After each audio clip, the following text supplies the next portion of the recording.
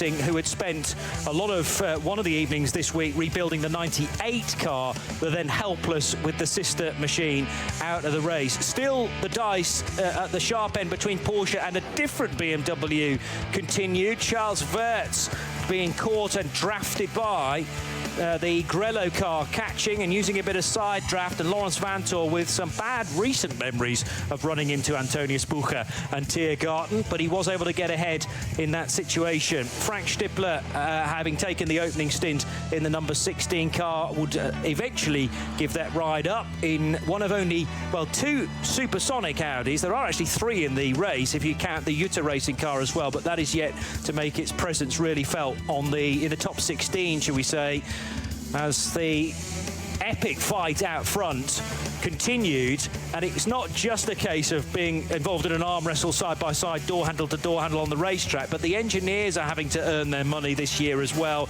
as to which tyre is selected for the next stint. Slick tyres for the KUS-sponsored Grello car, and that was often, we thought, a brave decision to make, because you can never count, when we have this rainfall, how much of the racetrack is going to be affected at any one time. 3 cars absolutely together: Ferrari, Porsche, Mercedes into the Schwabenschwanz. Adam Christodoulou actually led at the end of the first stint because he was the only car that could stay out for the full 8 laps for Get Speed, but since then the number 8 car has dropped to 7th position. Dicing earlier on as well between Porsche and Mercedes into the Yokohama S. But then we've hit various issues, and big ones, because the then VT2 rear-wheel drive class leader, Christophe Dupre, there was a spit of fire, and then all of a sudden a huge explosion from the little Audi, from the boot and the fuel tank, we reckon. It's actually left a fire trail behind it, Back to the Future style. But thankfully, Christophe Dupre was able to escape on the driver's side, and just that sorry look as the car continues to be burnt to a crisp. He gives up the class lead, he gives up the race for 2024, and that's a horror show to go out at Brunchen.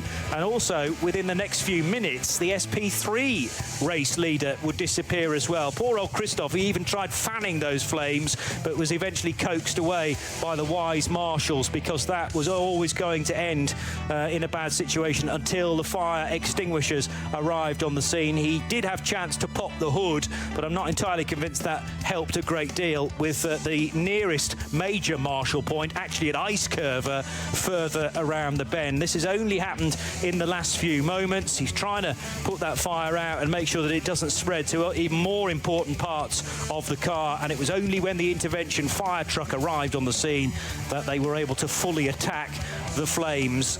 So that doesn't get any better the more we describe it to you. SP3 leader is out, but the SP9 leader is still the Lamborghini from Red Bull Abt.